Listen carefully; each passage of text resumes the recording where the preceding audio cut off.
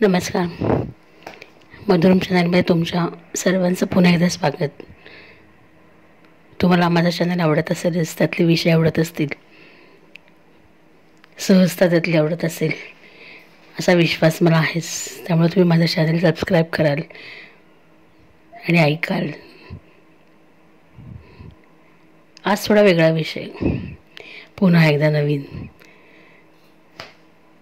काल प्रवासाला गेले होते, तेव्हा जाता जाता एक सहजच एक संवाद काल कानावर पडला. त्यातला एक शब्द संविधा संविधा संविधाचा सारखा डोक्यामध्ये घोळत होता. म्हणून असं वाटलं याच्याविषयी आपण काहीतरी आज बोलूया का. तर कालपासून तो डोक्यामध्ये शब्द रेंगाळत होता माझ्या. त्याचं झालं असं की एका वळणावरती दोन भटजी स्कूटरवरून माझ्या शेजारून जस्ट गेले. आणि ही गुरुजी मंडळीसुद्धा आता खूप हायटेक झाली आहेत. म्हणजे गाड्या मोबाईल वापरतात, सोशल मीडियाचा व्यवसायासाठी उत्तम उपयोग करून घेतातच. आणि त्यांच्या व्यावसायिक गप्पासुद्धा त्याच्याभोवतीच फिरतात. असं सहज मला काल सहज पास ऑन होताना हे कानावर पडेल शब्द म्हणून वाटलं, बोलावंसं वाटलं. त्यातले एक गुरुजी दुसऱ्या गुरुजींना म्हणत होते की अरे, संविधानाची काय एवढी काळजी करतोस, त्याचं काम फक्त अग्नीला अर्पण केलेल्या वस्तूच अग्नीपर्यंत पोचवायचं. कदाचित एक गुरुजी संविधान विसरले असतील, बस एवढंच. या पलीकडे त्या संविधानाच्या जळून जाण्याला काहीच महत्त्व नाही का, असा वेगळा विचार माझ्या डोक्यात आला पटकन. खरं तर या अशा अनेक संविधा आहेत ज्यांनी मूकपणे जळून जाऊन अनेक यज्ञ यशस्वी केलेत.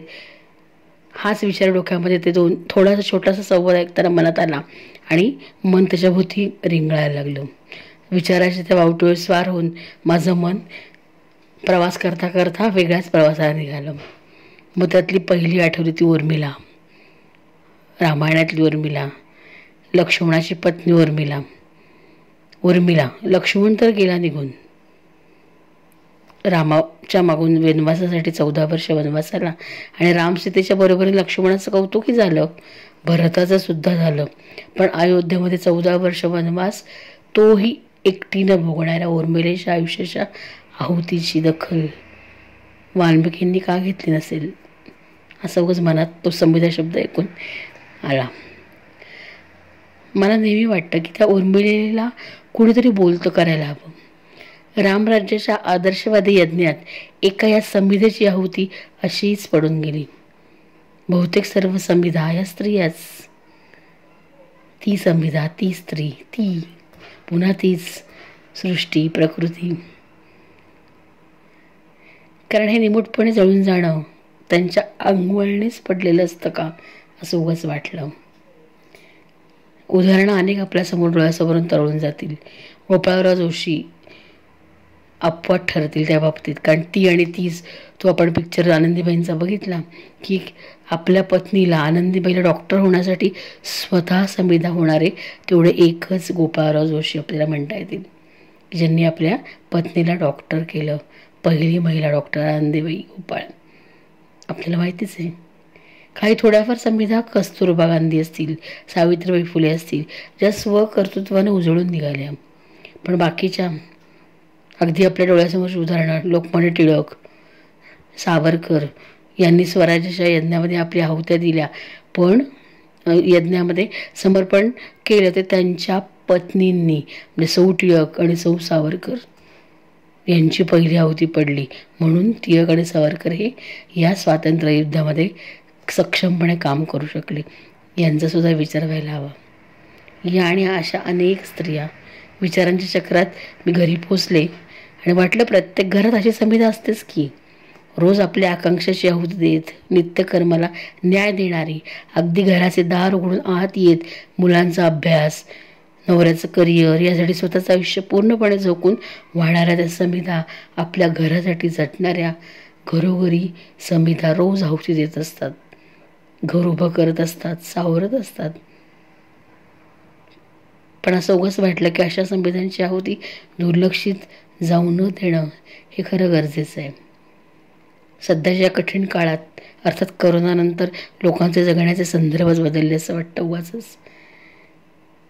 पूर्वीचा काळ आणि आत्ताचा काळ यात बरीच तफावत दिसते. लोकांच्या विचारसरणीत, वागण्याच्या जीवनशैलीमध्ये काळानुसार बदल झाले आणि या नवीन कठीण काळात सर्व आव्हानांना भिडण्याची तयारी करताना जी आनंदाने स्वतःची आहुती देऊन आपल्याला ऊर्जा देणारे, त्या आपल्या घरातल्या प्रत्येक संविधाला दुर्लक्षित करून चालणार नाही.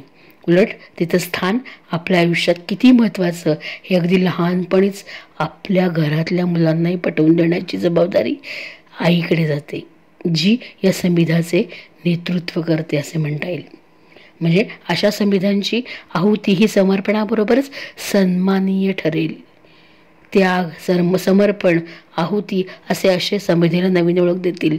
संविधा म्हणजे सन्मान. अशा संविधा आपल्या अवतीभोवती असतातच. त्यांचं रोजचं जगणं सन्माननीय करूयात. कानावर पडलेल्या त्या छोट्याशा संविधा एका शब्दामुळे असं मन या वेगळ्याच प्रवासाकडे वळलं आणि आज थोडासा हा संविधा शब्द उचलून त्याविषयी काही बोलता येईल का अशी विचारांची दिशा त्या शब्दाभोवती गोलगोल फिरत राहिली आणि तुमच्यासमोर मांडण्याचा मी प्रयत्न केला. ही संविधा केवळ आहुतीसाठी नाही, तर संविधा एक धुरा जिच्याशिवाय अग्नीचं अस्तित्वच ते काय. कारण संविधेशिवाय अग्नी अपूर्णच. म्हणजे अग्नी आणि संविधेची जोडी ही सुद्धा प्रकृती आणि पुरुष यांचंच प्रतिनिधित्व करते असं म्हणता येईल. मग अशा अनेक संविधा आपल्या अवतीभोवती फिरत असतात, दिसत असतात आपल्याला. आपण स्वतःही एक त्यातून गेलेलो असतो. तर अशा संविधांचा सन्मान करता यायला हवा. म्हणजे संविधा या एका शब्दाला त्या गुरुजींनी एक शब्द वापरला की एवढं त्यात काय, त्यात फक्त कशासाठी आहेत, तर आहुती देण्यासाठीच आहेत. तर इतकं क्षुल्लक आविर्भाव त्यांनी व्यक्त केला आणि ह्या एकाच शब्दाने मन थोडंसं त्या शब्दावरती रेंगाळलं आणि थोडंसं वेगळा विचार देण्याचा करण्याचा प्रयत्न मी केला. तुम्हाला आवडला असेलच. धन्यवाद.